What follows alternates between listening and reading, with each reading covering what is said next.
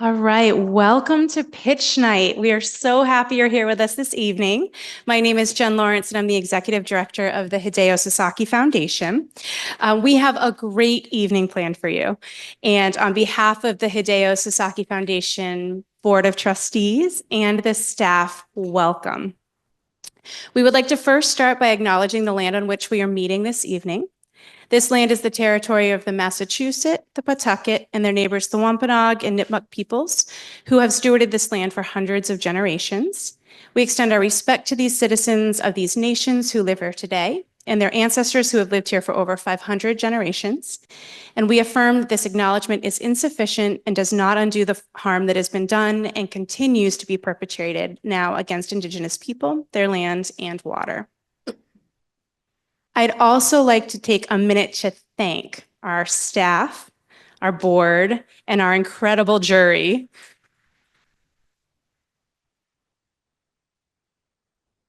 There is so much time and effort that goes into this. So thank you, thank you. It is truly takes a village for this one. Can I have everybody who's been involved in some way on the back end just raise your hand? Just to show, there's lots of you. Raise your hands, board, staff, jury members. This is a lot of folks, so thank you. Now, I get to do the fun stuff, housekeeping. Please note that we are sharing this, recording this so we can share it later. It will be on our YouTube channel, which is Sasaki FDN. Please like and follow. The camera will always be focused up here, so don't worry if you're in the audience and do not want to be on camera. Also, please take a moment to silence your phone so that we don't interrupt the flow of the presenters. All of our presenters are at this table along the windowed wall. Wave, smile. Please make room for them as they're coming down. So they'll be coming down either side. So don't stand over there while you're getting some standing space. There's also, as you've noticed, plenty of food and drink. So please, this is an informal evening. Get up and take care of yourselves as you need.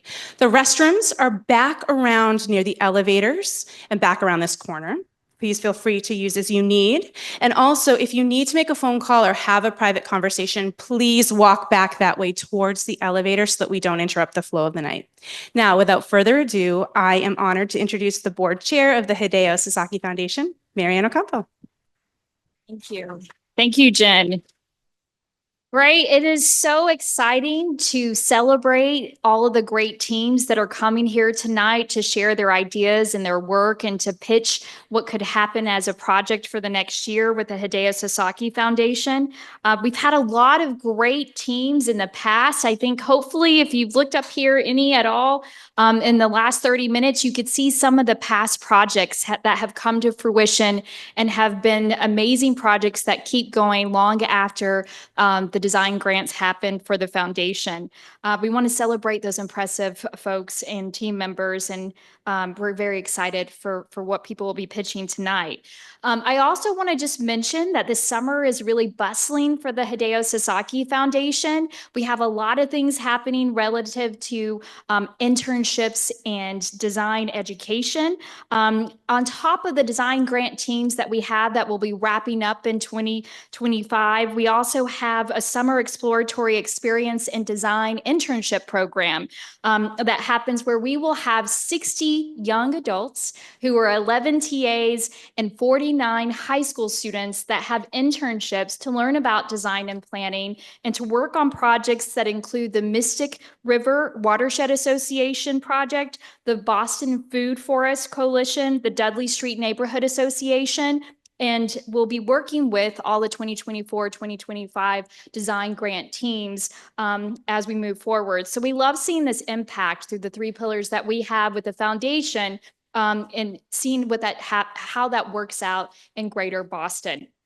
So as far as the foundation, just very briefly, we are celebrating 25 years as a nonprofit organization. We began in 2000 honoring Hideo Sasaki, who is a pioneer in interdisciplinary design. He would found the firm located in the building that we're in 1953. And what was remarkable in these times, we can reflect back and realize that Hideo Sasaki overcame a lot of obstacles and had a lot of perseverance and led with hope to become a internationally known and influential landscape architect, a practitioner and an academic. And the spirit of Hideo Sasaki and what he did with the firm and in the world is what we try to capture here with the foundation.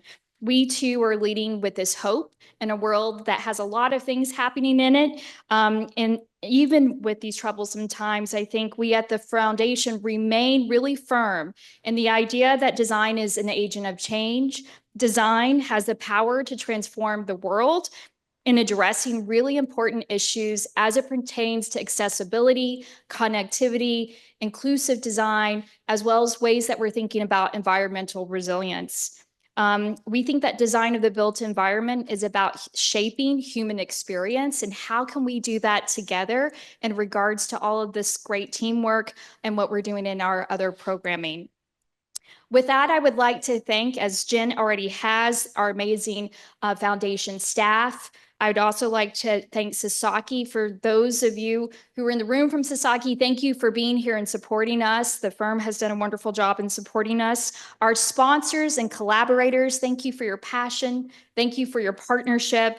And last but not least, I want to thank the Board of Trustees for the foundation. Thank you for your dedication and your call to service and this work as a nonprofit organization.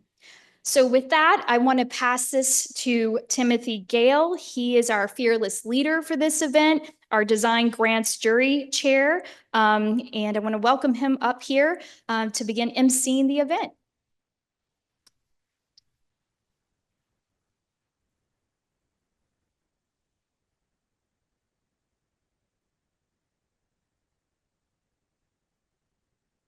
Thank you so much, Marianne and Jen. Hi, everyone. I'm Timothy.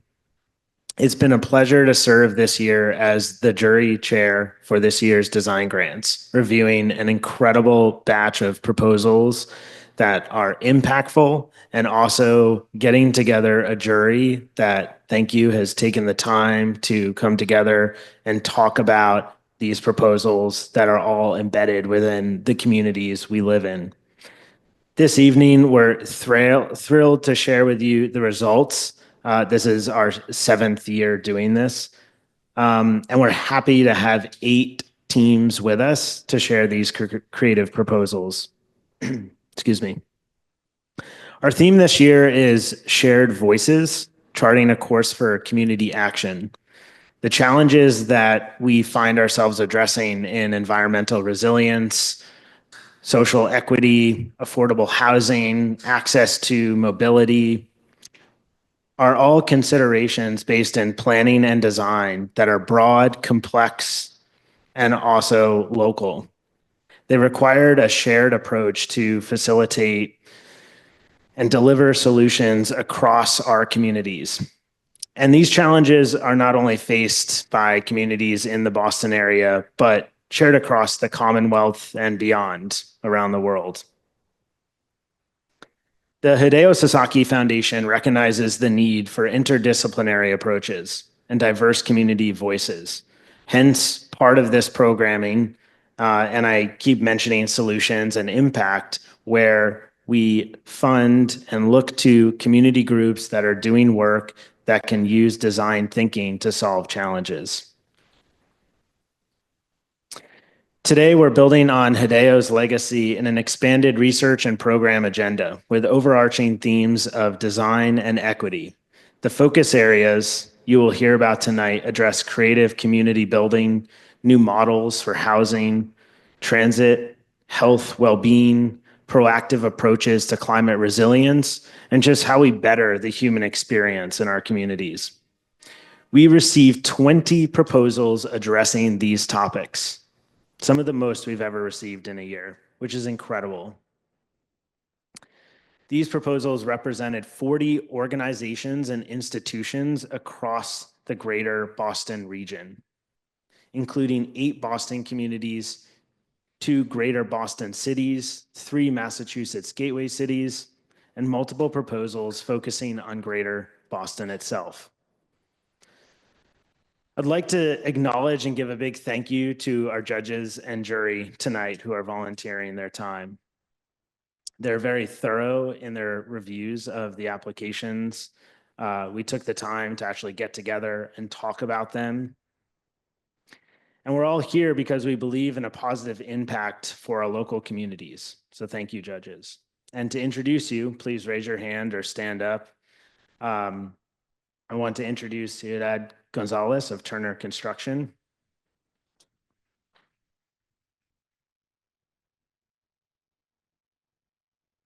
Nigel Jacobs of the New Urban Mechanics Lab.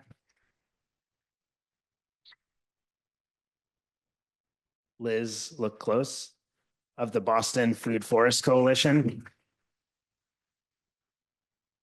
And Julia Wallers of the Metropolitan Area Planning Council.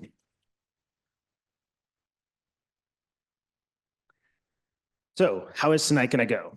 The format is each team will have 5 minutes to present and then 5 minutes for questions. We are going to keep to that time, and we have someone lovely to help us with that. John Sinkala over here will be holding up a sheet when you get to your 2-minute etc. mark. So be sure to look to him. And at 5 minutes, we will close the presentation. After 5 minutes of questions, we'll move to the next team. At the conclusion of the presentations, you'll be able to vote for your favorite team right here on your screen, on your phone with a QR code that will be on the screen. We'll have instructions so we can make this fully participatory for everyone. So let's get started, shall we? Yeah.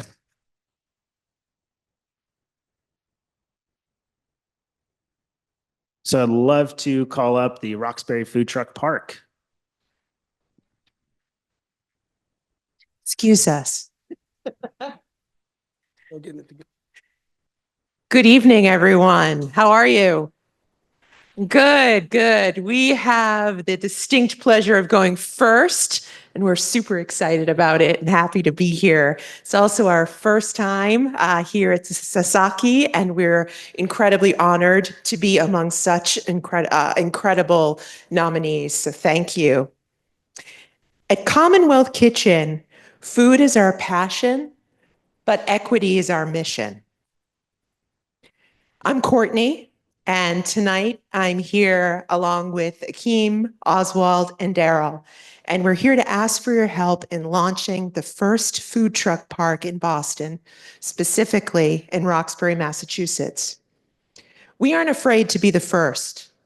In fact, CWK is Boston's first nonprofit food business incubator for 15 years and running. But recently, we've noticed that since COVID-19, our businesses, majority of which are owned and operated by women and people of color, are struggling. And food trucks, which are one of the most popular businesses to launch, have taken a real hit. But we think we have a solution. Food truck parks have traditionally provided a low barrier pathway for entrepreneurs, empowering us to bring businesses to scale, on the way to establishing brick and mortar locations.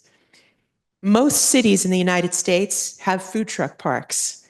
One of my personal favorites is in Austin, Texas, but there isn't one in Boston yet. In addition to the impact on small businesses during the post-COVID era, we seek to rebuild and activate new spaces for communities to gather and provide a welcome and safe space for folks from all walks of life to connect, engage, share, and learn. But let's be real for a minute. A common table also has the power to bring people together for good. And that's what we're trying to do. Food truck parks and food trucks in a dedicated park, the first of its kind in Roxbury, is not only critical to the neighborhood economy, it would be part of the revitalization of Newbury Square and the Roxbury community. Akeem Raphael and Oswald Black were the owners of Extreme Flavors food trucks, and members of Commonwealth Kitchen's current cohort are launching their truck this year. Thanks for the introduction. So my name is Akeem Raphael. I'm here with Oswald Black, and we're the owners of Extreme Flavor Food Truck. Our mission is to connect people to the rich African and Caribbean heritage through vibrant and flavorful street food. As a new business, we've trying to break into the food truck industry. We experienced firsthand how difficult it is to find a location, and some of these locations require thousands of dollars for a deposit. That's if you're even chosen for it.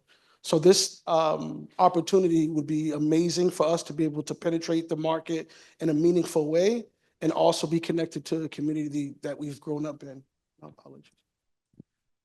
It's a great opportunity, not only for us being from the community, spending over 40 years there. I'm 41 years old, and it's just something where I know we connect well with everyone there. Culturally, I'm Trinidadian, he's from Senegal, but it's more than that. We want the children in the community to be able to see leaders, represent them well, and just see people that are really about the community that wants to see it thrive.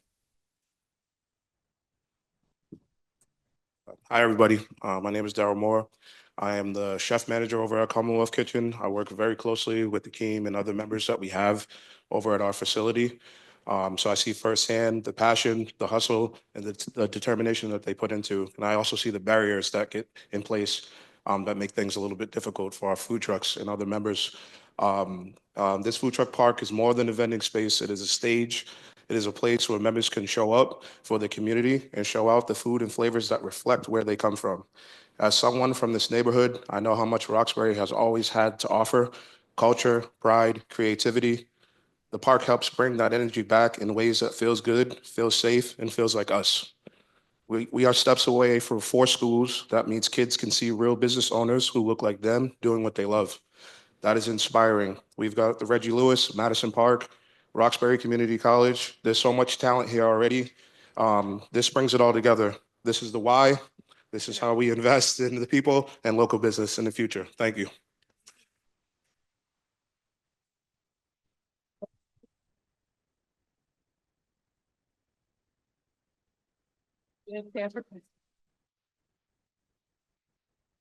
Thank you so much for that presentation. Very inspiring. My first question is, how do you plan on scaling up, and how do you transition from truck to restaurant? What's the plan for that?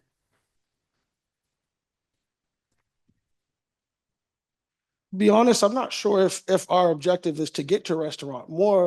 I'm thinking more of expanding more trucks, walk-in locations. I think there's extreme overhead that comes with the restaurant. So I think we're looking to take a different approach, not necessarily brick and mortar right away, but more trucks that we can have a wider spread and influence.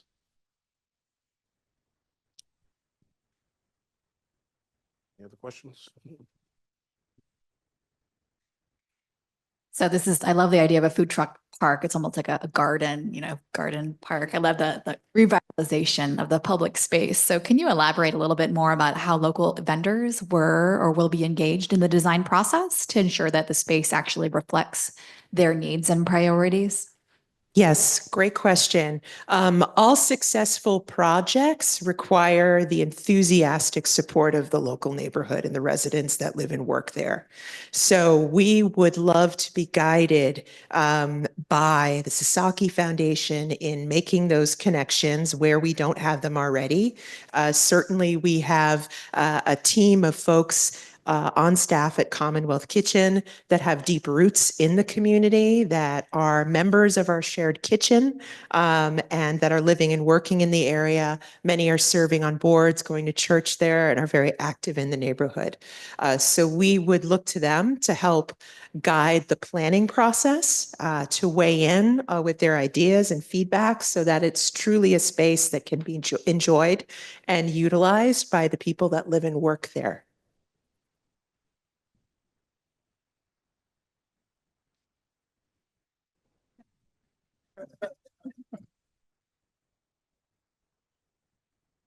I was curious if you could just quickly touch on the spaces or space that you're identifying as the food truck park and where you are in the process of that, please.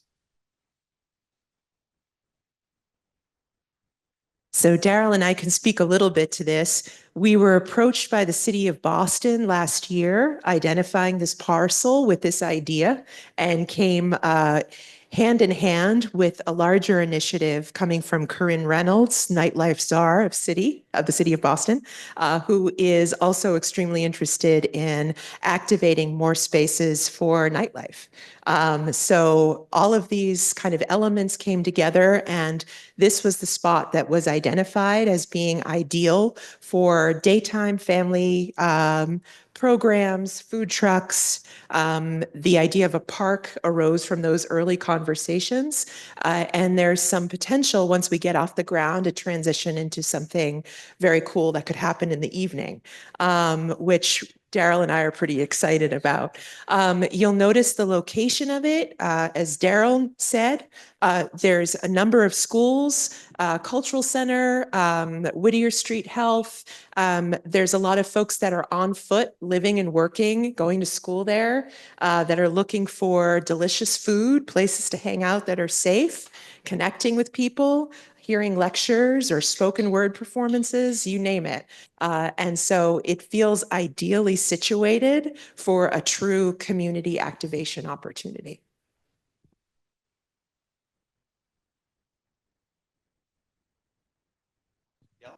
Will that work? No. All right. All right. All right. That's fair. I'm curious as to how many trucks y'all imagine being in the space. Yeah, so we're looking at 3 to 5 to start. We have more food trucks out of our facility that we plan on putting on a schedule and kind of rotating in and out, just to bring that mix, and just to bring in those different flavors from different backgrounds to that area. So it's going to start out with 3 to 5, and then we'll just come up with a schedule to rotate them in and out. I'll also say in the last few seconds here, Daryl and I have been talking a lot about what a cool opportunity this is for members who are looking to launch their business to know that there's a dedicated space and opportunity that they can try to sell their food. So that's very different than one of the challenges that we just talked about was just getting on that circuit, getting permitting. It's a big process, and there's a lot of barriers. So this would give people an incentive and a very clear path to getting going. Thank you so much. Thank you. We'll now invite up our next team, Trans Liberation Coalition. So hi, we're the Queer Neighborhood Council presenting Project TLC. I'm Zach, he, they. I'm Jack, he, him. And I'm Nora, she, her. Just going to take a moment of silence to honor those community members that couldn't be here with us this evening. Thank you. Transgender and gender nonconforming people are under attack. I came out 3 years ago as a transgender man, and myself and my children and my family didn't have any community or resources. You can see by these statistics, we saw a frightening increase in anti-trans bills introduced into legislation last year alone, which caused an uptick in suicide attempts by our trans and gender nonconforming teens. Boston has recently declared itself a sanctuary city for trans and LGBTQ folks. We want to see this declaration be true. I co-founded the Queer Neighborhood Council, TQNC, along with my co-founder 2 years ago, a grassroots nonprofit that was founded on the belief that LGBTQIA plus people deserve to safely exist as our whole selves. Based on 11 months of community feedback, we focus on fostering queer joy, advocacy, and arts. What a difference a gay makes. What started with myself and my co-founder has quickly grown to over 3,000 people participating in the greater Boston area. Thank you. We have hosted over 100 events in our first 100 weeks, mostly all free to attend and open to all ages. On a much smaller scale, before joining TQNC, I founded Boston Design Queers out of my own home. Since then, I've run 16 creative workshops entirely for free, creating a small, intimate community with returning members. The Queer Neighborhood Council was created to support thriving and empowered queer communities. So we have created partnerships with government officials, local organizations, and key community members. Many of the resources available to the LGBTQIA+ community are based around survival. Though that's imperative, we've gotten feedback that our communities deserve and need spaces to gather and find joy together. So, with this project, we have 3 main goals. Our first is to empower our greater Boston trans communities through joyful and artistic spaces. And lastly, we plan to disseminate our findings to key stakeholders. So the primary way that we're aiming to reach these goals is through community engagement events, focused on 3 neighborhoods, Roxbury, Rosendale, and Dorchester, all historically underfunded when it comes to trans and queer resources in the city of Boston. Through these events, we want to contribute back to our communities, as well as encourage telling stories in our own voices.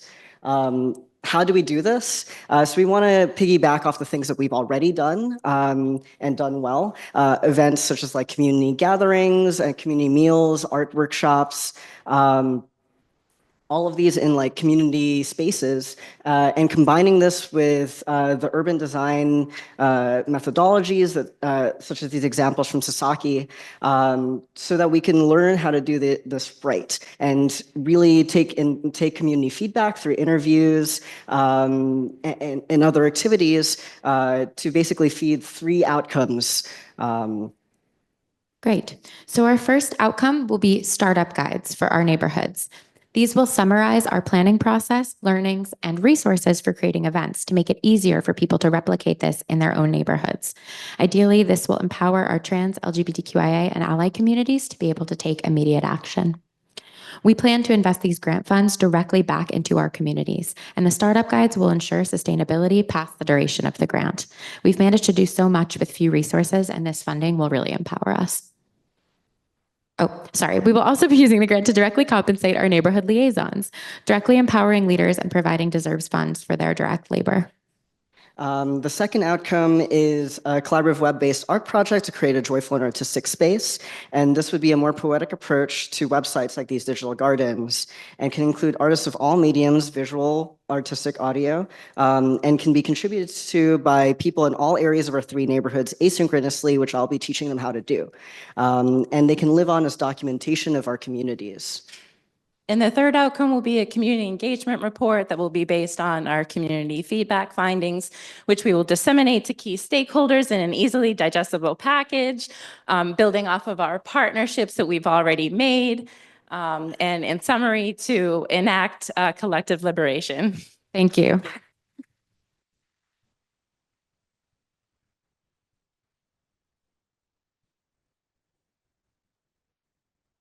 I was going to yell. Okay.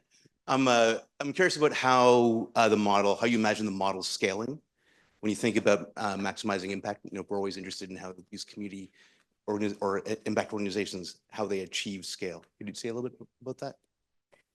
I'm not sure I understand your question, but I I'll start with, so for our community events, we're not looking at brick and mortar spaces. We're looking at building spaces that we can come to build community together, pop-up spaces.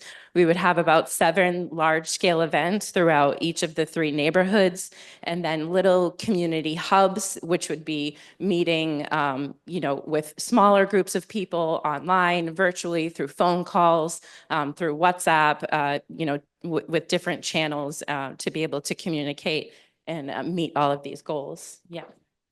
Also, to kind of add to that in terms of scaling and replicability, I think we see all of these as kind of the starting points for creating closer kind of communities within like individual neighborhoods. So starting with these 3 neighborhoods, kind of replicating the model in all kind of neighborhoods in Boston.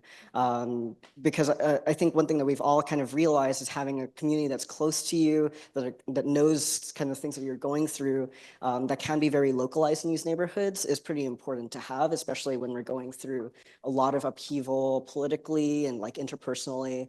Having like a neighborhood space that everybody there, you can kind of go back to those people is important. So kind of scaling it throughout the Boston area.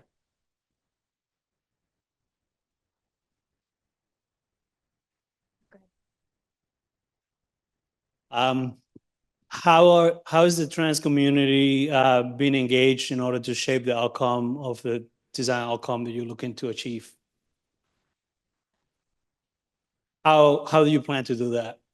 Yeah, so I guess kind of going from our outcomes, so engaging them with the initial asks of let's talk about your kind of needs through the community engagement events, I think is probably the first starting point of getting them to interact with the design process of like let's get feedback, and we'll do this in a structured way. And also kind of working with our community liaisons for them to understand how the design process works, so that they can do it like over again as well. And I think going through the collaborative art projects where they can speak to things in their own voices the way that they want to.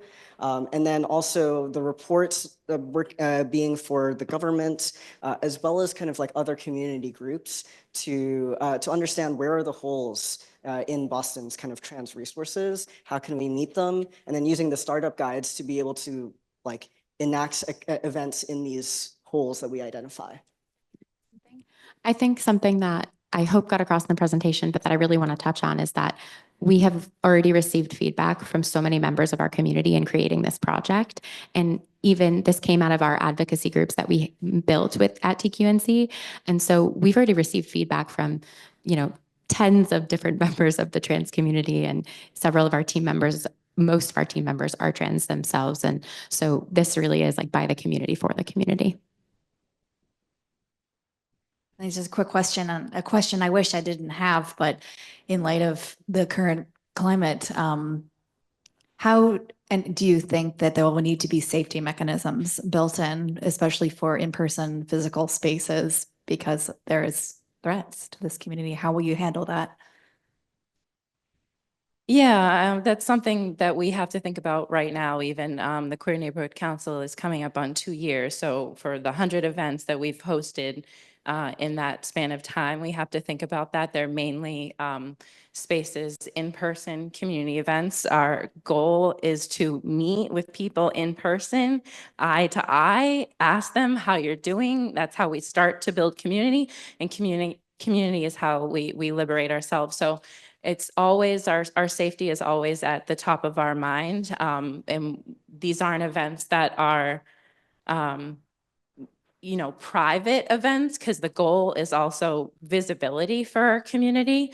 So it's also like the larger advocacy piece and the education and the knowledge piece for not just our community, but for our allies and for our larger greater Boston area. And I think, I guess, speaking more also specifically to safety, I think we see a lot of the neighborhoods, kind of community groups that form around these events, continuing past the events. And those would probably still remain kind of invite only. So you have to attend like a public event before engaging with the wider community, so that we know bad actors aren't just coming into like an online community, for example. And that's also what I do with Boston Design Queers as well. Thank you so much. Thank you. Thank you, thank you, thank you. Let's welcome up Culinary Commons. Check. Double check. Imagine if kitchen spaces were public in the same way as pools, parks, or libraries. How might this change social life? Food apartheid is a term used by food sovereignty leader Karen Washington to describe the systemic inequalities that relate to food. These injustices are often racial or economically based and aren't just spontaneous realities of your geography, but are instead intentional arrangements of society that impact our lives.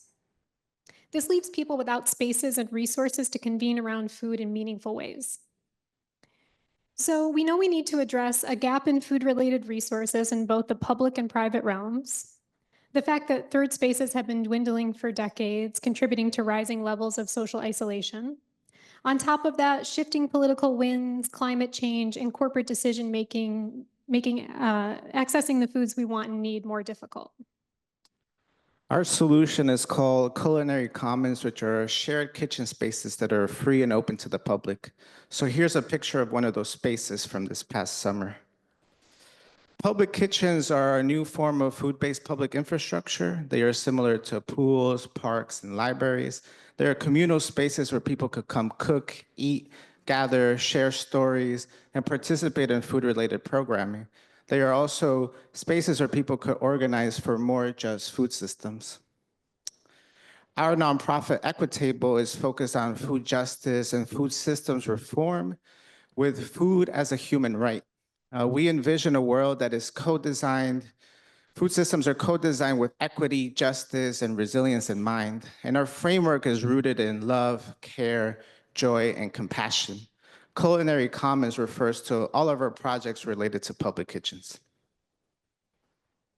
Here's a graphic showing how we relate to similar concepts in Boston and what gaps we fill.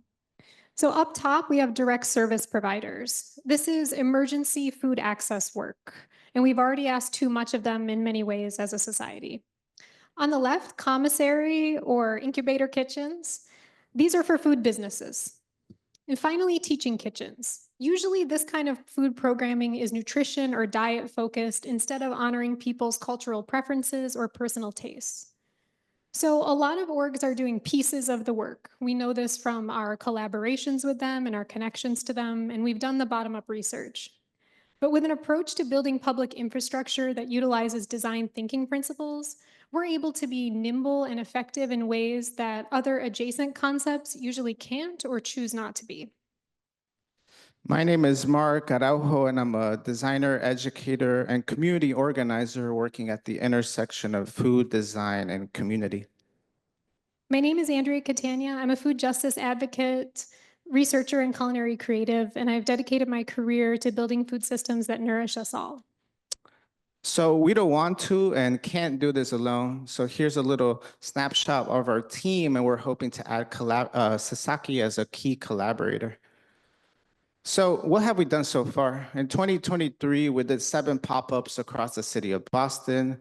In 2024, we co-led a semi-permanent public kitchen in Upham's Corner, which was open 3 days a week for 3 months.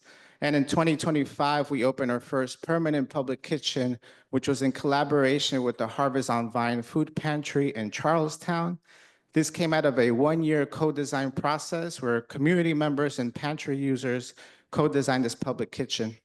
And this spring, we started organizing for permanence in Upham's Corner. For many people, programming is a way into this new type of public infrastructure. So here we had chopped challenges, community events, and just a beautiful moment of a lot of these pictures. So what we plan to do with Sasaki is this support will help us engage in a 10-month-long co-design process with community members in Upham's Corner to continue organizing for permanence. There are 4 phases, which include community asset mapping, site visioning, public feedback, and a public showcase, all culminating and resulting in an implementation plan and strategy for a permanent public kitchen. We want to emphasize how creative community building lives out in this work. Public kitchens offer us a vessel to imagine and then create tangible spaces unbound by imposed norms or oppressive structures. It shifts the acts of cooking, eating, knowledge sharing, and mutual aid away from transactions and grounds them in love and collective care. For us, joy is strategic. Hope is action oriented. We like to say we can move intentionally and still make ice cream.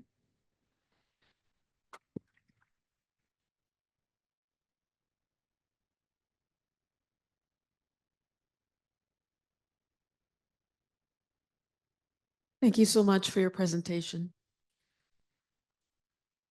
What are the long-term sustainability strategies for the public kitchens once the design and the pilot phase is complete?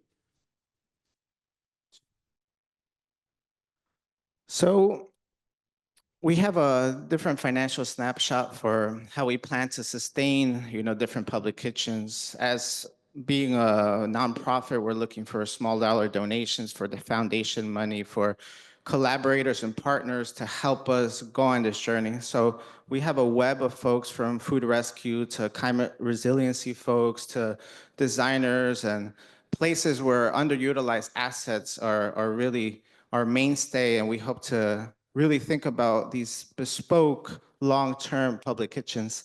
We have 3 different models, which is just programming, where we pop up in existing assets like kitchen spaces. We have semi-permanence, where we work with existing partners to think about and flex this new type of model. And then we've also thought about permanence and retrofitting kind of brick and mortar spaces that are integral into communities. So it takes a community, co-designed by a community. This is sustainability and resilience already baked into our model. So this is our kind of financial snapshot, and we are looking for partners constantly, but we find this beautiful moment of dot connection, and we'll make it happen. There's a lot of parallel things like public parks, pools, and libraries that have been around for hundreds of years, so we could be that next type of public infrastructure. Just I think the concept of food as a human right and bringing kitchens and food preparation into the public realm is clearly brilliant and valuable. But how do you plan to measure the impact of these facilities or of this program? So focusing on some of the tangible and intangible pieces. So I think this pink box at the top describes this pretty well. So these social impact metrics are sort of the 4 pillars that we focus on. Some of the methods that we've used in the past, so I'll come back to design research. I'd like to talk more about that. But as we'd be shifting into permanence and something that is beyond just a pop-up or something that's just beyond a time-boxed project, we want to focus on what that sustainability looks like. So using SII reporting, SROI reporting, and then to still be able to fold in some of this design research that we've done in the past. So things like behavior mapping, as you see all the way on the right, to see how people move through the space. Of course, the whole co-design process has been a part of this.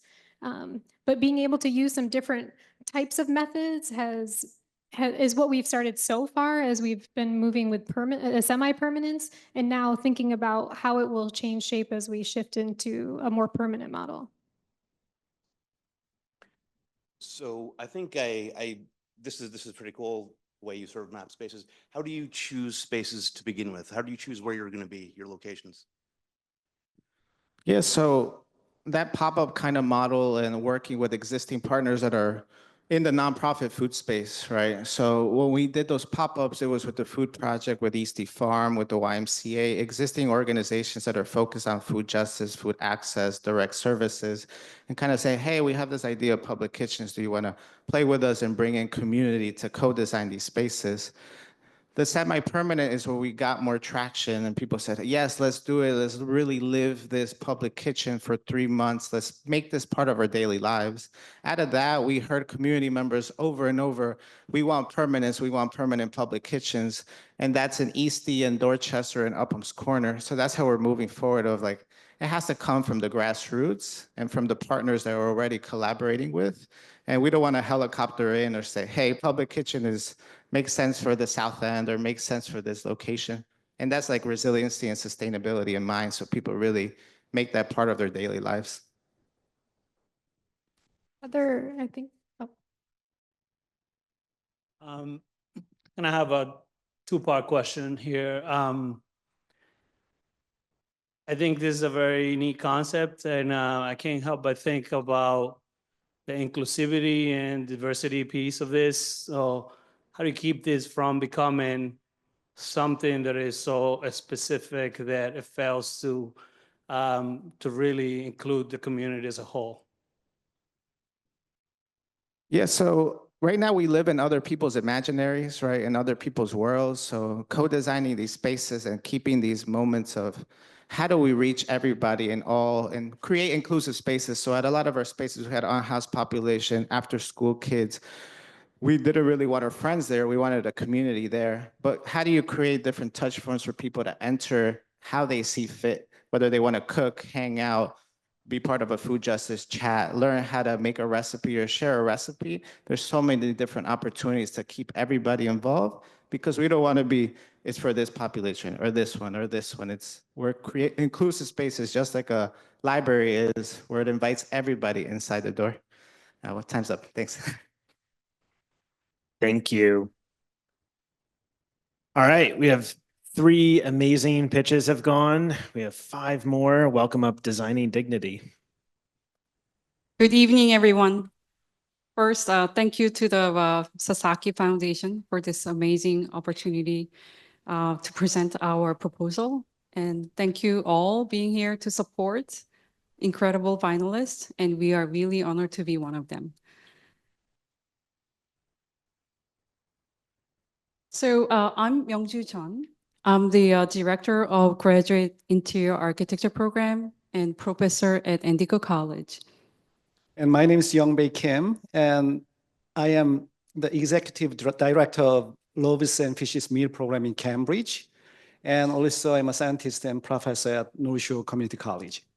So beyond our day job, this meal program has been our Saturday commitment for last over 12 years, including my son sitting there to support us and with the amazing support,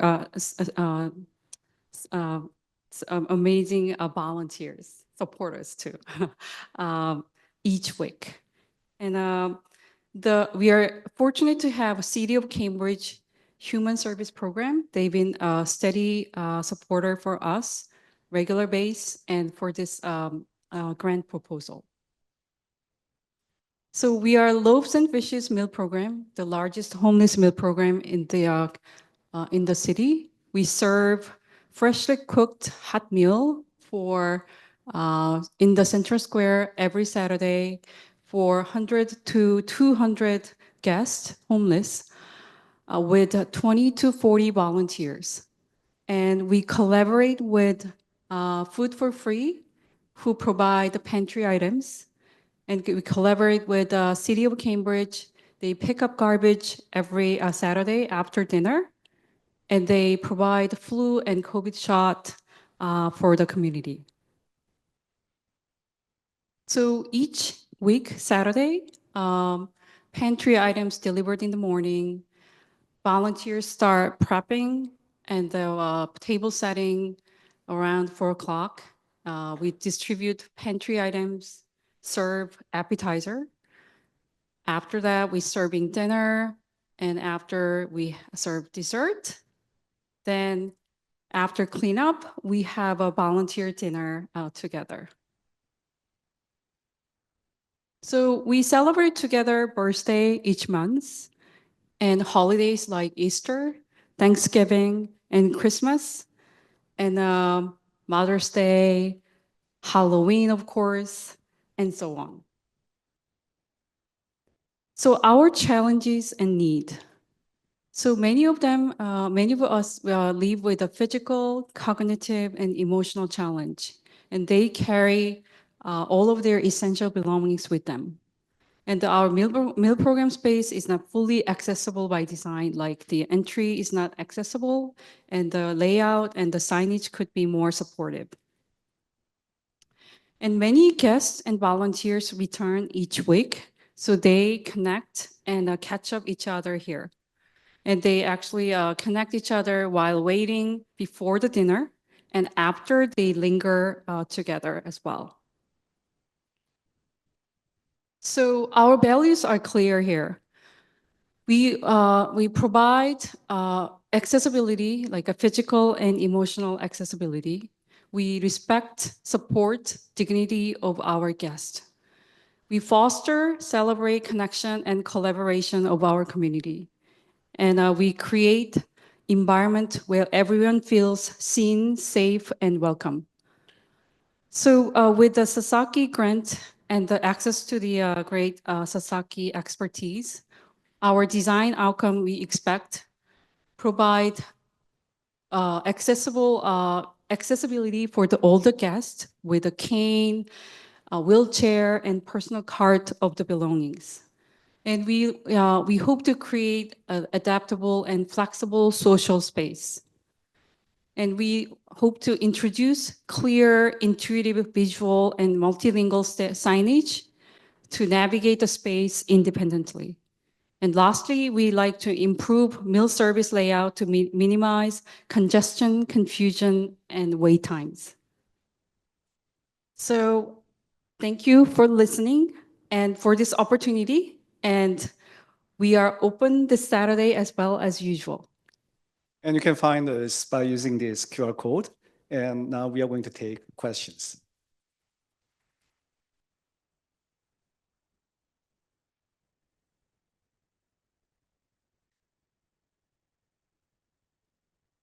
I'm just curious about how you do outreach. How do people find you?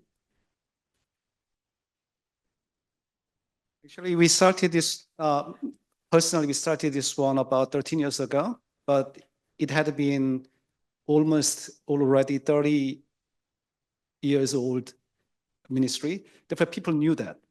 And another way is actually homeless and marginalized community itself is community too. Therefore, they talk to each other and they bring friends. And also, there is one problem too. When they find something is not right, they talk to each other and they don't come. Therefore, it is kind of, through out their own mouths and their actual communication too.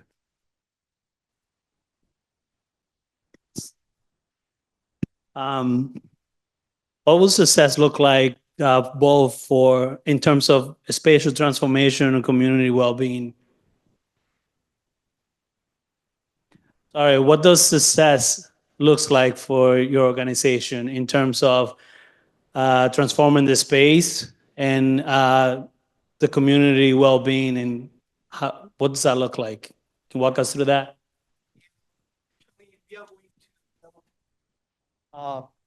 Handicap accessibility ramp and other unnecessary stuff. And these days, when we have actually a lot of people coming in wheelchair and cane and also walkers, then you saw that staircases, and also when it is snowing, it is almost impossible for them to actually access that steep staircases. Therefore, a lot of time we went out, a couple of volunteers help one by one, lift them and carry them inside. But, um, um, independent lifestyle itself is dignity too. When they must rely on others for their mobility or just having dinner with their friends, that makes them also what I can say, it itself becomes discouragement too. Therefore, having those small addition make them actually coming more and have their friends, see their friends more, and also make themselves welcomed, and also they are, what I can say, more independent without others' help anymore.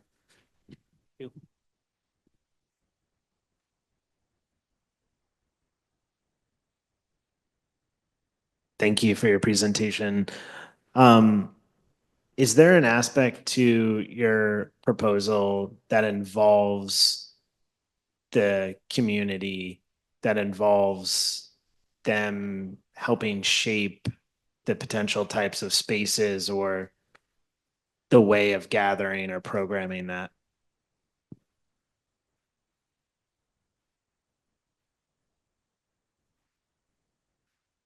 Yeah, because she typically cooks inside and I'm there. People outside. That's why. And actually, they are quite active and vocal.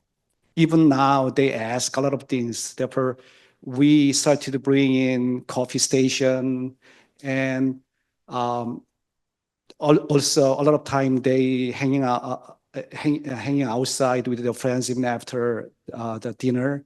Therefore, we brought out our own small tables and chairs into our parking area too. Therefore, they actually ask us, church must bring in those, handicap ramp and other stuff, and we'll ask what they really need on their end too. They are actually they are part of us. We can actually work with the actual user and volunteers. And actually, we can, afterwards, we can do evaluation as well, because we are there every week, yeah.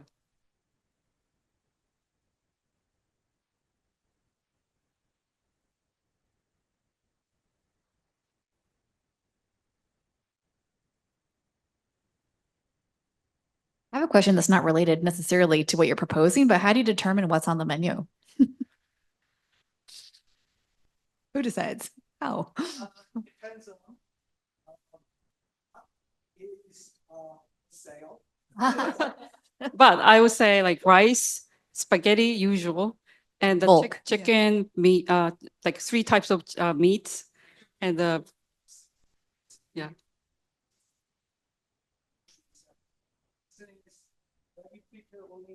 For example, that may be a very nice way to say no to juice or miso leaves, and or someone who has allergies. Therefore, that is what we don't want to do. And we have a vegetarian menu, yeah, and the fresh fruits and salad. Sounds good. Sounds yummy. Thank you. Thank you. How's everyone doing? I'd like to welcome up the Artisanal Hub as our next team. So, hello everyone. Hopefully, I'm not too loud here. Thank you for having us. So, what if we could fight climate change, support local voices, and showcase creativity, all by repurposing discarded building materials? The Artisanal Hub, located in Roxbury Mission Hill, is a beacon for just this. It is more than just a structure. It is a movement, a platform that brings together sustainability, creativity, and the power of local voices, often ignored in the design and development of their own neighborhoods. When we reuse building materials, stronger communities result. The cost to build a new unit of affordable housing is 10 times the cost to maintain an existing unit. The Artisanal Hub will showcase opportunities to reuse building materials that are both applicable to maintaining the existing stock of affordable housing, but also bringing new housing to market more economically. We all have the opportunity and the privilege to operate in Roxbury and in Mission Hill, which is an incredibly diverse and vibrant community full of creative people. And we see this every day in our store. The Hub will provide a chance to bring everyone together and an opportunity to showcase these talents and our neighbors' creativity. And from an environmental perspective, building materials account for approximately 11% of global carbon emissions. More locally here in Massachusetts, we're out of landfill space for construction and demolition waste. So all C&D waste is either incinerated or it's shipped out of the Commonwealth, typically landing in an environmental justice community. Our project lives at the intersection of 4 powerful forces: reuse, creativity, community, and circularity. We are flipping design education, design bid build, design build on its head. by starting with reused materials first. This isn't just an idea, it's a prototype for how we can lead the future of our neighborhoods and our cities. Together, we each bring deep community-rooted expertise. This is needed to build a new system where design reuse and material reuse is at the core and can be the new industry standard. We've got Cora Jablonski at Boston Building Resources that's been in Mission Hill and been immersed in material reuse for over 30 years.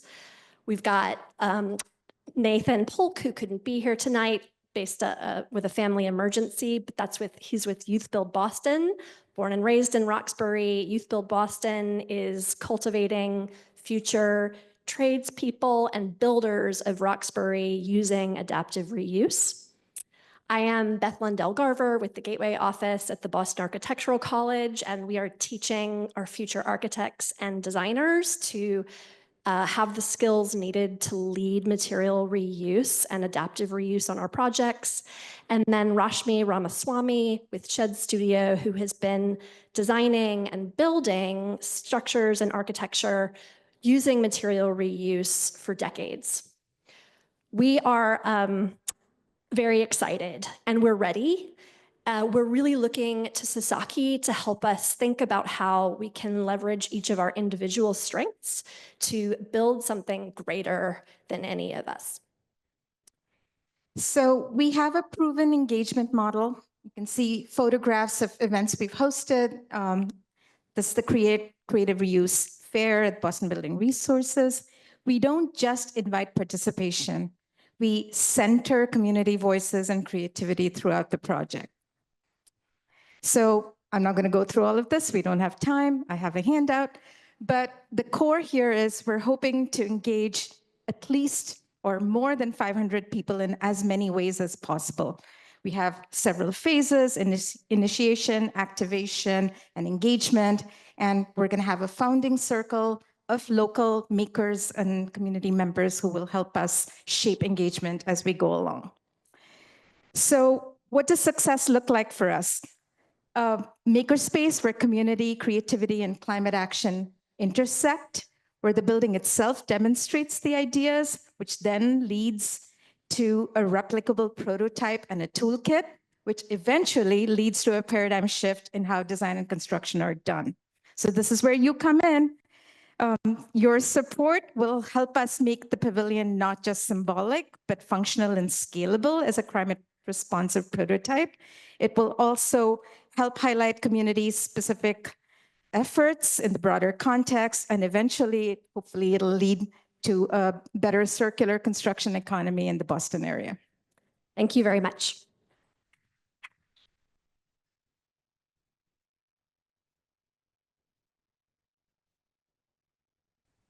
I could just yell too. Yeah. Okay. Well, thank you for the nice presentation. Very informative. So thank you for sharing how you activate the community. I think that's very important. But I'm left with the question mark there. How do they continue, the local artisans, how they continue to engage and continue to support the center once it's activated in order to ensure longevity? So thank you. We do have a plan for ongoing engagement, which is based on relationships that both BBR and Youth Build have already built in Mission Hill Roxbury, right? So if you look at that reuse fair, there is a precedent of folks from the community coming and participating in events. And so we want to build on that and scale that up, right? So by having an actual place where people can come and participate in events, there is an opportunity for all those people who have that creative energy to come and continue to participate on an ongoing basis. So using mechanisms already in place and scaling up. Yeah, I mean, I'd like to just also add, I mean, we really over the last several years, we've become more than just a store, right? It's a place where people come, they hang out, you know, people will come and bring food for the staff. And so I think it's a lot of little wins, right? I mean, this is a big problem to sort of shift the design paradigm to be materials first. So it's people seeing other people buying something, you know, buying what would be ceiling tiles in repurposing that as a floor covering, right? And seeing that spark of creativity to think of what they could do. So I think that's sort of where we see the long tail to this, right? It's little wins up front, but there's a long tail. Sorry. So I'm in the construction industry. I've been for 23 years. And it's a shame how much materials get thrown out. Perfectly good offices, furniture, and a lot of good products that could be reused.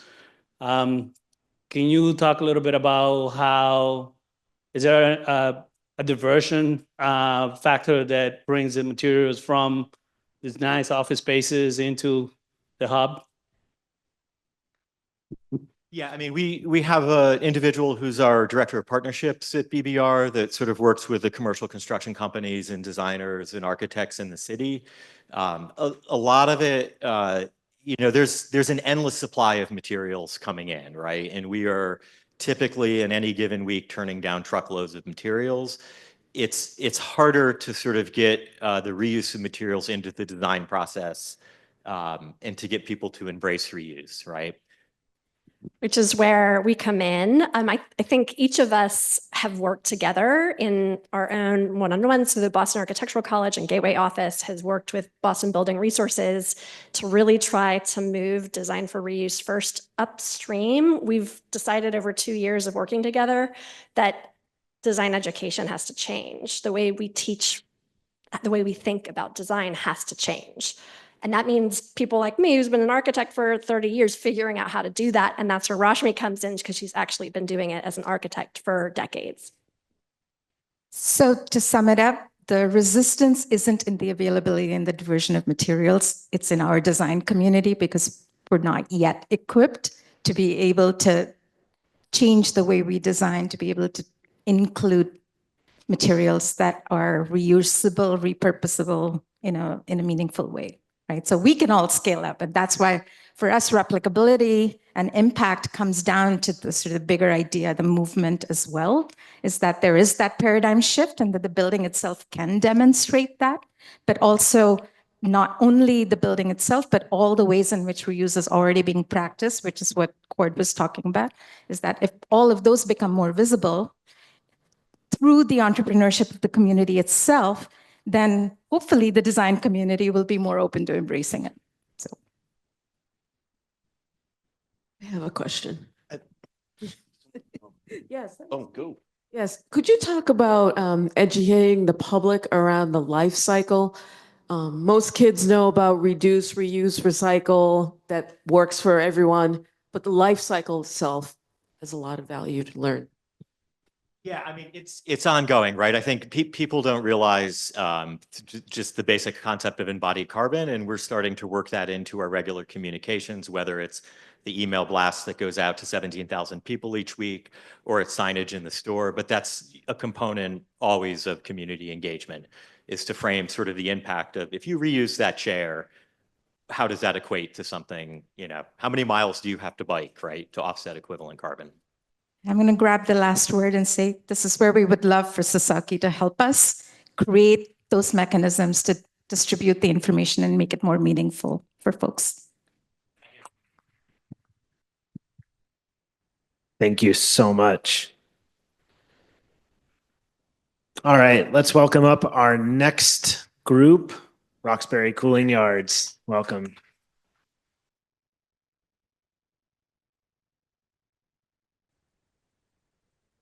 Good evening. We're thrilled to be here with you tonight. As we imagine Roxbury Cooling Yard, one moment kept coming to mind. Imagine it's sweltering Saturday, 90 degrees and rising. You have been inside, alone, blinds on, fan on.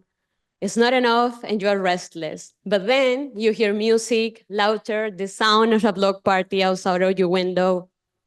And you look out and see the shades slides stretch across the sidewalk, kids plays in the mist, and neighbors lounge in folding chairs, sweeping cold drink, and chatting as it's any summer day. You step outside, don't just to cool off, but because you don't want to be alone. That's our vision with Roxbury Cooling Jar. Public spaces, temporary and modular, that don't just respond to extreme heat, but reshape what it feels to live through it. Places that invite people to live out of isolation and into community safely, joyfully, and with dignity. We are three urban planning students from Harvard Graduate School of Design who met during our first semester planning studio focused on Roxbury.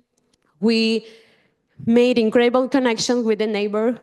I'm Alessandra, an urban planner and architect from Peru, and I have worked with community that face with heat, and I learned that infrastructure alone doesn't solve climate challenges, but community ownership does. I'm Lily. I'm a researcher from Seattle with a specific interest in how design and democracy intersect. My experience living in cooperative housing has shown me that creative and joyful spaces can emerge when neighbors are actually given the tools and the resources to find solutions themselves. And our third teammate, Amadeus, who couldn't be here tonight, is a former social worker from San Francisco. He's seen firsthand how heat compounds existing vulnerabilities such as age and disability in the communities he's worked with. So Roxbury is one of Boston's hottest neighborhoods, up to 15 degrees hotter than other neighborhoods on the hottest days of the year. We know that this is because of a racist legacy of redlining and disinvestment, and this is why climate resilient solutions must be reparative. The city of Boston does provide cooling centers, but we know that many residents actually aren't using them. We've learned that they're hard to reach, hard to find, and there's little incentive to stay. We've also, in past summers, Roxbury has hosted 4 cooling centers, but none of them have been near the areas where older adults and those with disabilities have been located. We've also heard that they're not open late enough in hot summer days to kind of cover the evening heat. Sasaki's 2021 Eaglestone Square cooling pop-up was a brilliant prototype. It showed us that people will use cooling infrastructure if this is visible, invited, and grounded into community. But this raises also a new question. How could this be easier to reach and community-led? Our initial cooling jar designs draw from Sasaki pop-up model, and it comes into 3 types: residential, commercial, and institutional. All these include kits with tent, water mister, vegetation, and adaptable furniture and games. They are designed to be reassembled across 2 seasons and neighborhoods. So our initial academic project focused on making cooling yards accessible through models like equipment rentals, how-to guides, and the potential for a sort of grant structure to support people hosting cooling parties. But what we haven't done yet, and what this grant does make possible, is deep on-the-ground engagement with Roxbury residents and organizations who have been thinking about heat, safety, and public space long before we have. And with support from the Sasaki Foundation, we could design a community engagement strategy in partnership with local groups, host co-design workshops to shape what these cooling yard types could look like, and refine the toolkit in preparation for prototype. We have as our fiscal agent Mystic River Watershed Association and have been speaking with the American City Coalition about connecting with individual community members to engage in this process. And we're also looking at how within this grant timeline, we might spend the sort of winter months kind of preparing outreach for community engagement so that as it gets towards summer, we'll have the capacity to sort of prototype and test. And we see a huge possibility to scale this up beyond Roxbury as well. Thank you very much.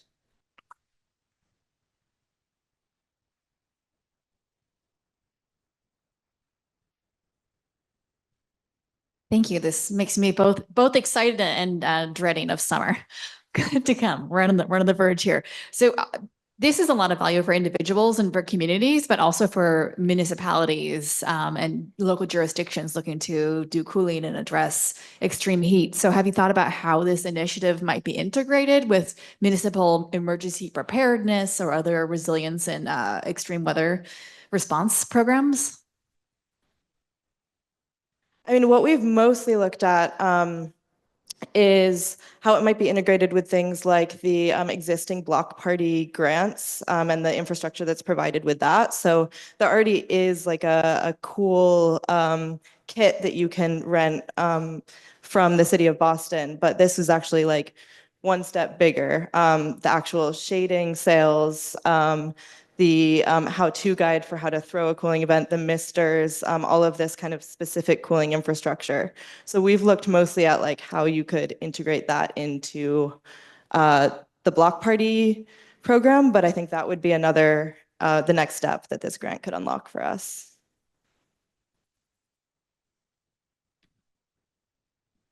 So is the model that I live somewhere outside of Roxbury maybe, but I can identify a particular, when do people identify a space first? Like they have a region, maybe they're in Dorchester or wherever, and then you all find the space in that area. Can you say a little more about that? Yeah, I mean, it's really, do you wanna take that, Ali? It's really,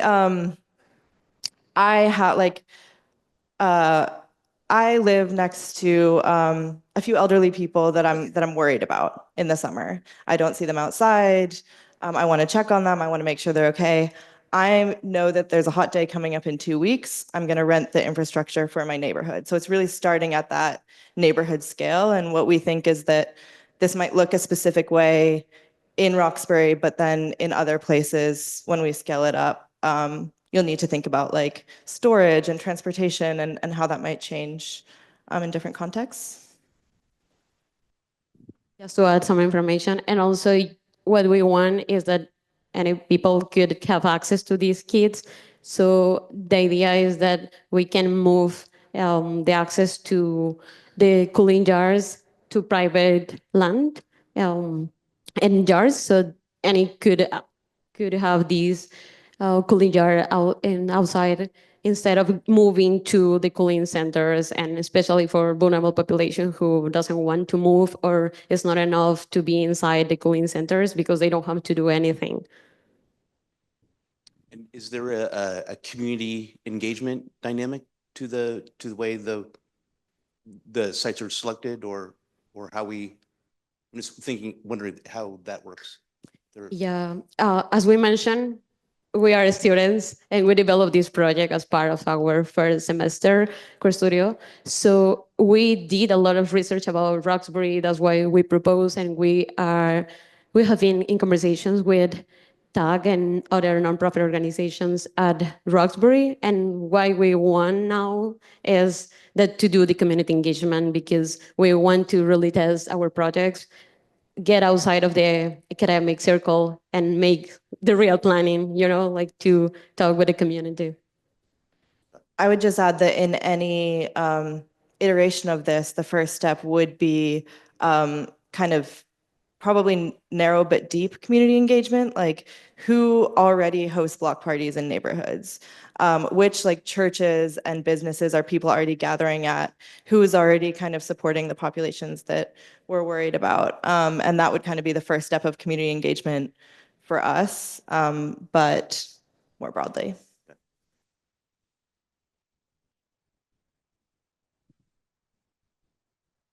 During a hot event, how many people are you able to serve? How do you envision rolling this out?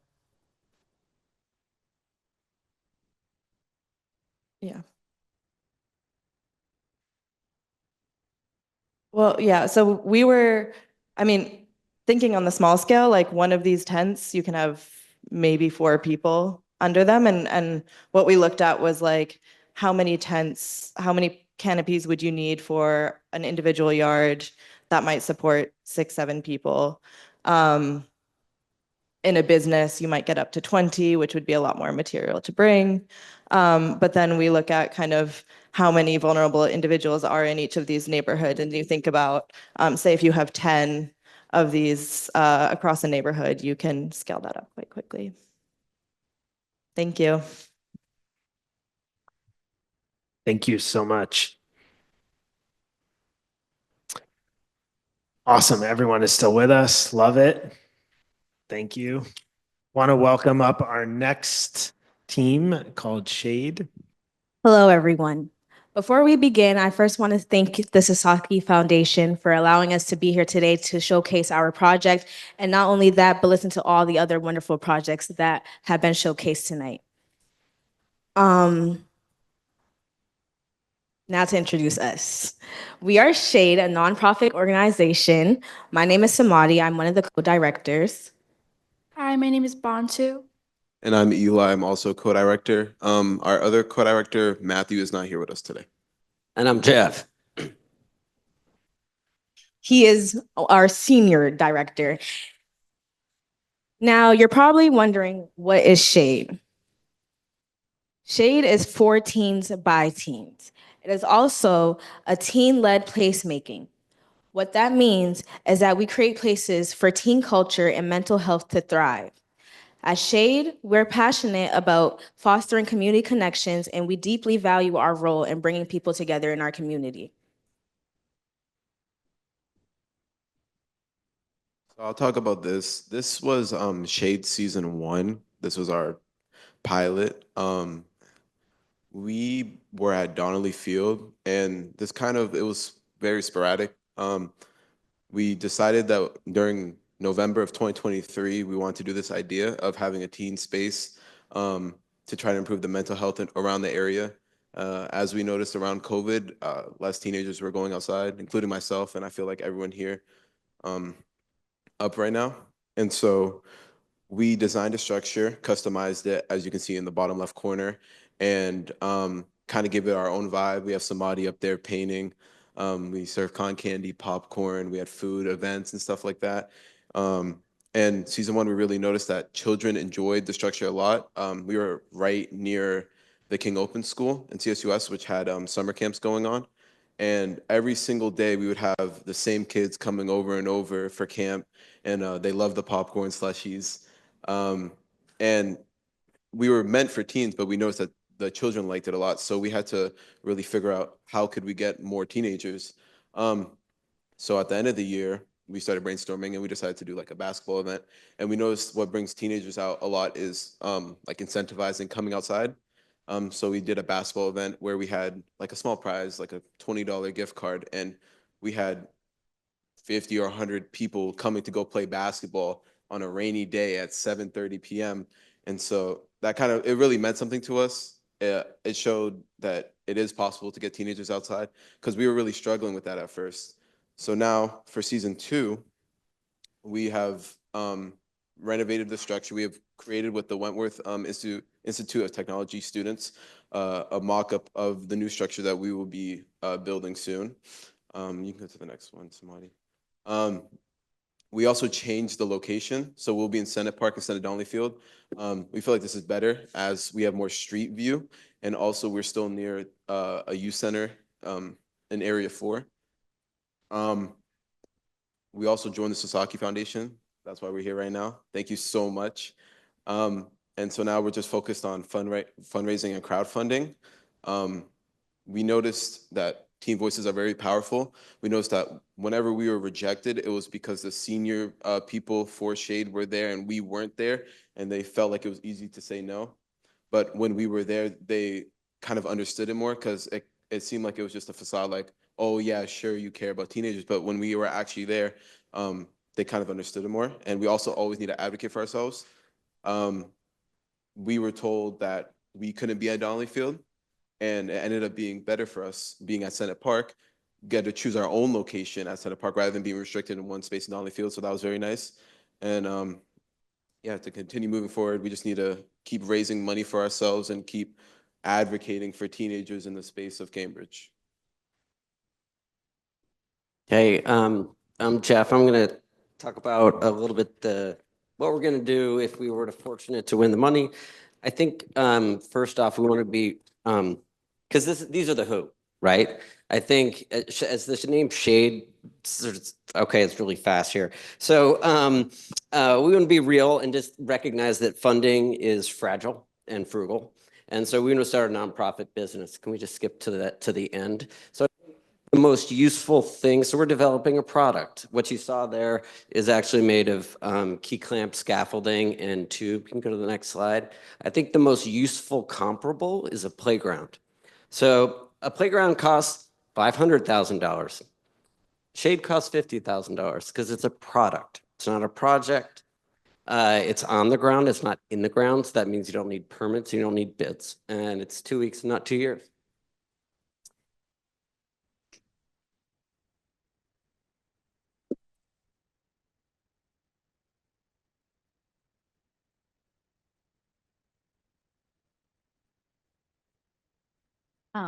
This is really interesting. Thank you. I know it was rushed. I'm sure you had so much more to say. I totally feel you on that. One thing that sort of struck me was that in the beginning, it seems like you activate a public space, you put candy, and you attract little kids, and that's a great thing. But it wasn't your intention. But it's going to continue to come up, right? Because it's also a similar age group, especially the preschool toddlers. How are you going to negotiate that? Is it still okay, or is you need to separate the age groups? How will you navigate that with design or programs? Well, the age groups are pretty much already separated when it comes to us having events at Shade. Most of the times we have the younger kids coming between the morning to the more early afternoons because that's the camp times and the things like that. And then from after that, once the sun starts to go down is once we get the teens to come outside, and then we start focusing more on them and focusing more on the things that they like to do. And what we realized last year with season 1 of Shade, when we seen all the kids coming, was that it was definitely better for us to have them there in the morning time and throughout the day, and to have the teens come out at night, because I feel like teens feel a little bit more comfortable sometimes coming out at night and hanging around all their friends. And for us to be able to do that for them, it worked out. And so for this year, we're definitely going to focus on planning events for kids and making sure that, their time cuts off around 5 o'clock ish. And then the teen events will start up after that. Thank you. You mentioned that it was a product, and when you finished the presentation, comparing different structures. Thank you. Could you go into detail of the product and who would buy the product? That be a school, municipality, Yeah, et cetera? I think when you're in the realm of $50,000, you're like a car, and you're not a condo. And when you're a car, you can do a consortium of a PTO, or a municipality has a series of PTOs. And I think what we see is sort of, you buy this and you set it up in one park this year and another park next year. I think what we recognize is that parks are dramatically underprogrammed. And I think there's a real insurance problem and concern. And so if we solve that, right, if we get the supplementary insurance and we just take care of it, and we're one person, we're not a group of people, we don't know. We want to find out this year with Sasaki, okay, are there other buyers? Is this something? Because it might not be, but it's something.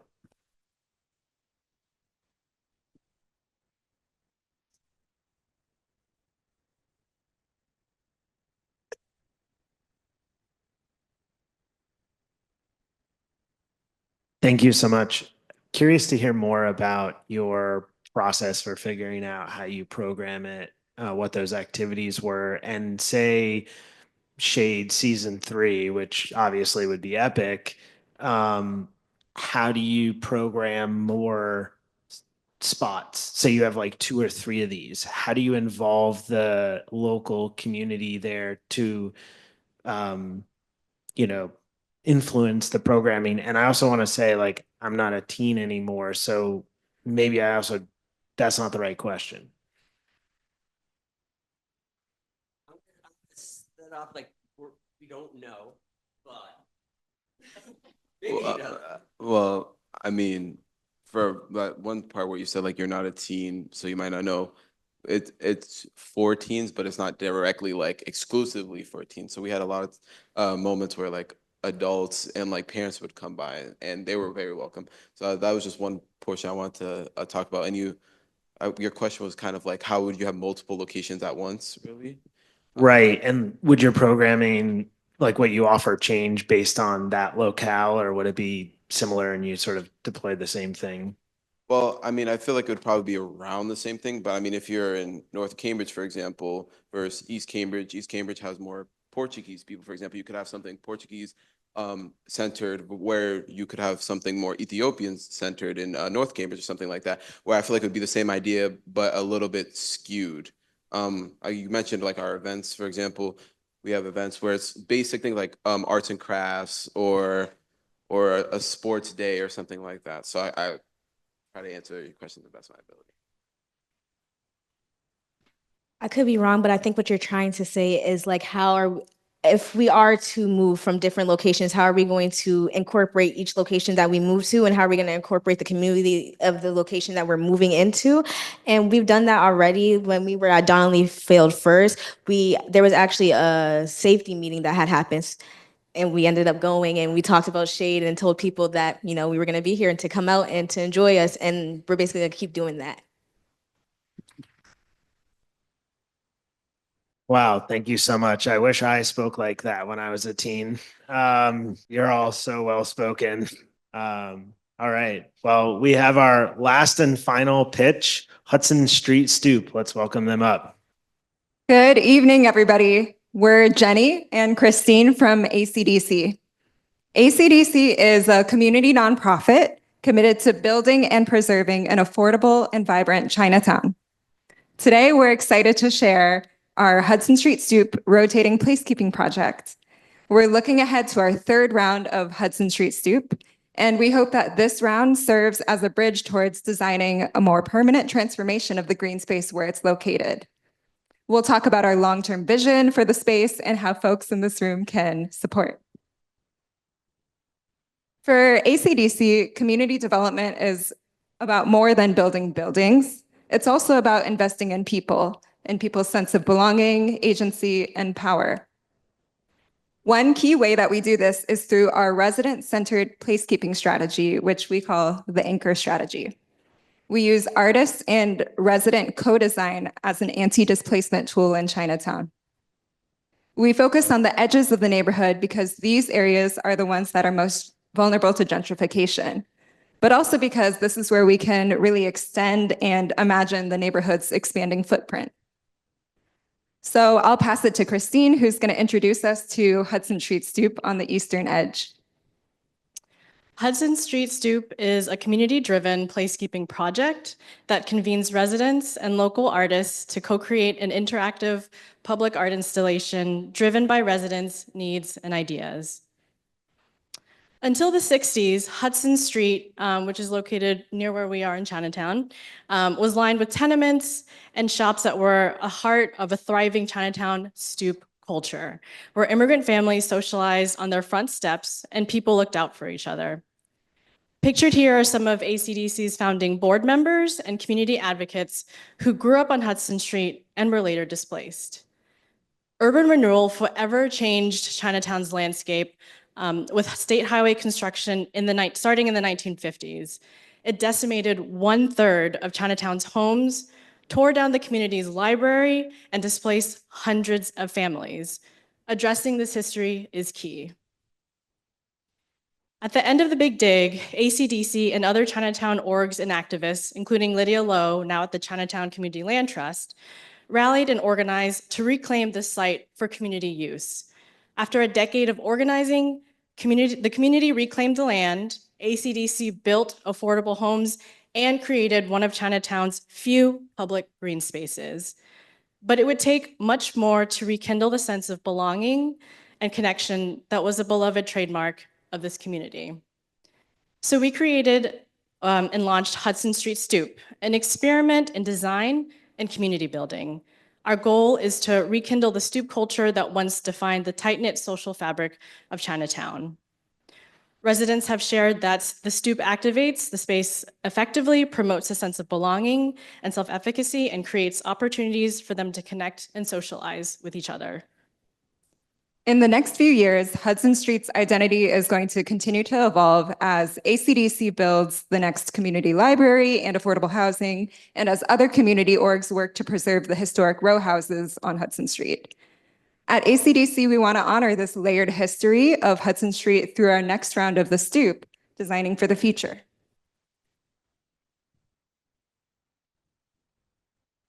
We're entering the third round of HSS, informed by insights from our last 2 installations and from our research partnerships at Northeastern and at Tufts. For the upcoming third round of HSS, we're reimagining community engagement, but most importantly, this round marks a major shift towards our long-term vision. This will be the final rotating installation of a Hudson Street Stoop. Once it's deinstalled, our vision is to move toward a more permanent Hudson Street Stoop design that promotes long-term equitable use of the park. So in the spirit of Sasaki's philosophy, better design together, we want to collaborate with you to make the artist selection process more inclusive. By pairing artist finalists with Sasaki's design experts, we don't sacrifice community, form, or function. In the past, we've had artist applicants who excel at community engagement, but had less technical experience to imagine a more ambitious installation, or even hesitated to apply. Second, we're also committed to continually improving accessibility. Our residents and community members appreciate that the Playful Stoop installations have been mostly accessible, but how can we design together to create an installation that intuitively invites people of all abilities and backgrounds into the space? Lastly, as this is a transition project, we want Sasaki's design help in reimagining what a permanent design will look like in the future after this. Thank you.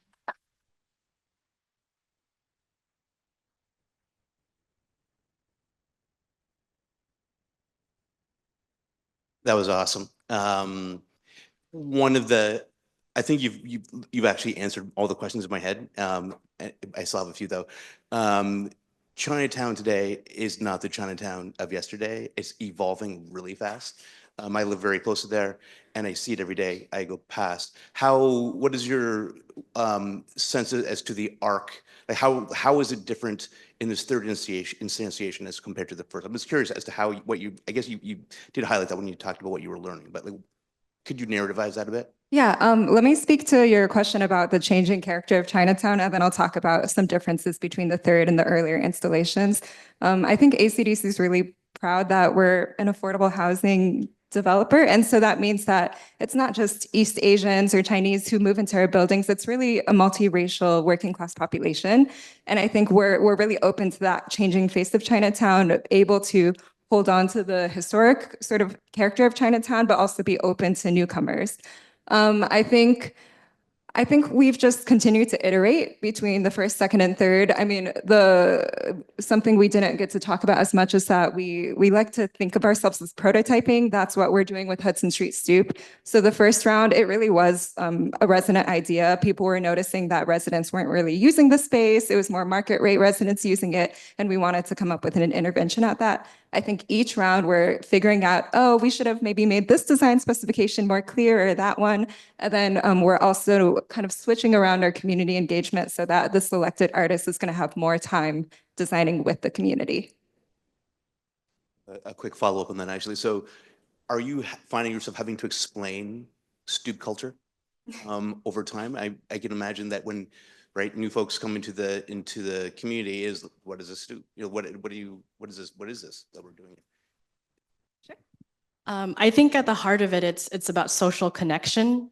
So in the 50s and 60s, you know, people would hang out on their front stoop and chat. And I feel like one of the things that we've learned through some of our research partners is the mental and physical impact that social isolation has on all of us, especially during the pandemic. So I think the most accessible way to tell that story is about how can we bring social connection back to the community.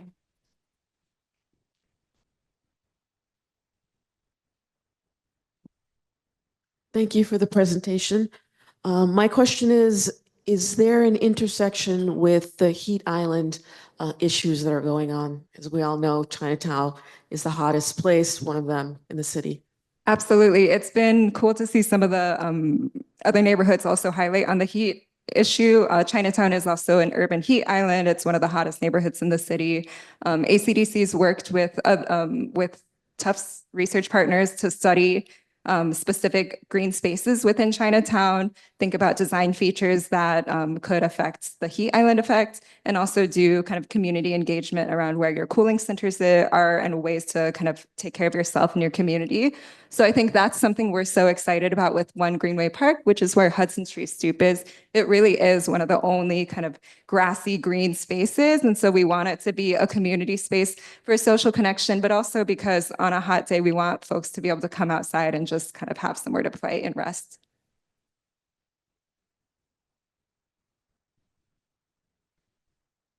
Sorry if this is already included, but I know there's a lot of focus on the design and the spatial element. Is there a big emphasis on programming as well? Yeah, so with Dancing Dragon, which are these red swings, last year we did a number of activations throughout the summer. And some of we have a Hudson Street Stoop committee. So it's a committee of residents who say, oh, we would really love to see a Halloween celebration here because the kids want somewhere to go. And so it's community informed throughout, and we do it maybe 3 or 4 times a year.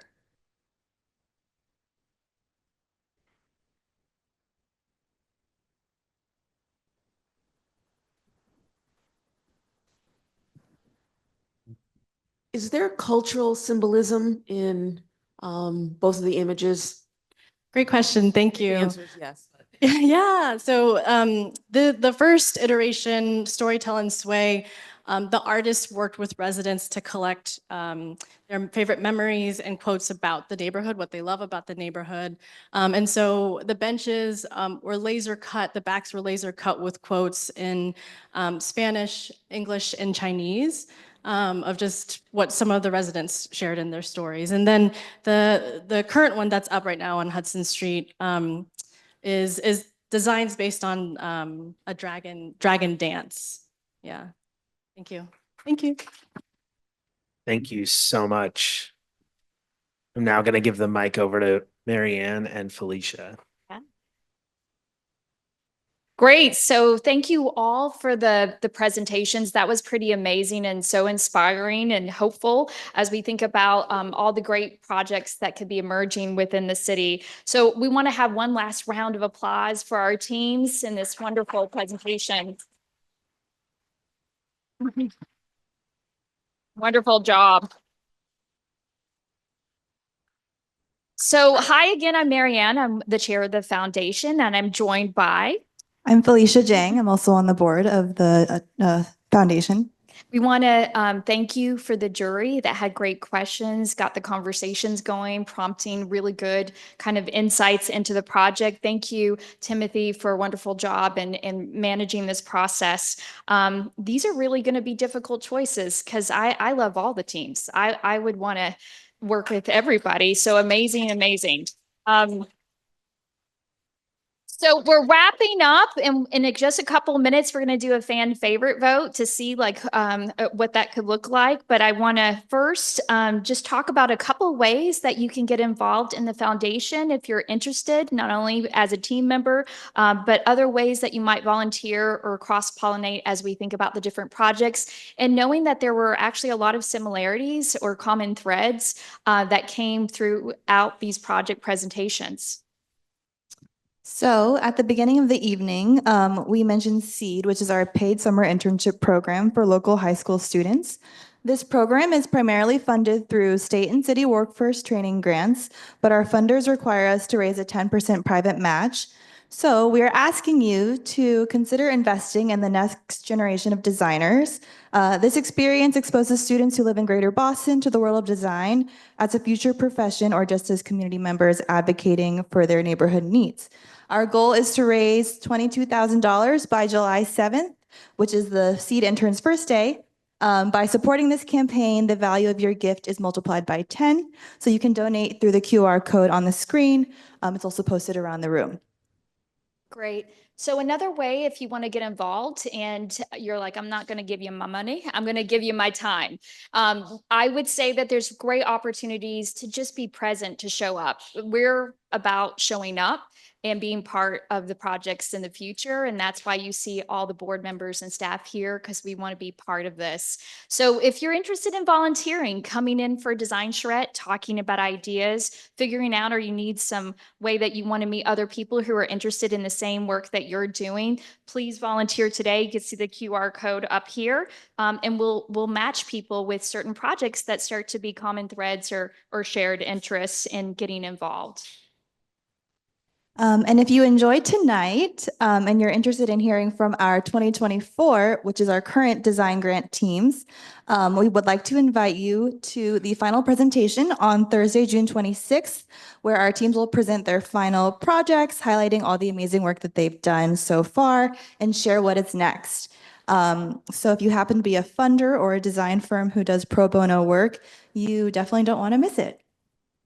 And then last but not least, as we're wrapping up the night, we want to say there's a save the date. We have a women in leadership, those who are in architecture, engineering, construction, landscape, design, organizing. If you want to mingle with all the great leaders that are women in the industry and come together, we're going to have a great event in August, and we would love to see you all there. And with that, we're going to turn it back over to Timothy, who's going to close out the night.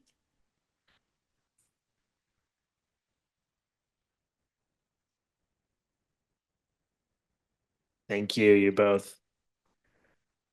All right, so now's the time to participate in all these projects and what you thought. So everyone can get out their phones. Usually not an ask at an event. So this is a really cool moment where you can text Sasaki polls to 22333.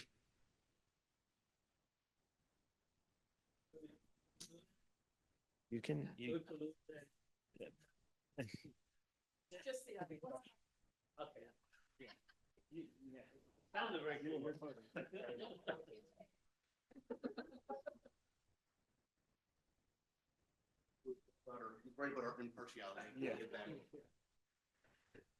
And what you're going to do is you're going to decide which team you want to vote for and text that letter. So you're choosing which one is your favorite team. So let's give it up. Well, actually, no, everyone's on their phones. Let's not do a round of applause. And while we're doing this, again, thank you all for coming this evening. Thank you for taking the time. The teams, thank you for taking the time to submit, for coming this evening. This event is recorded and we're going to post it afterwards. So look out for that. And I also want to give a thank you to Anna and Jen, who've been running a lot of this behind the scenes here. So thank you, Anna. Awesome. Thank you.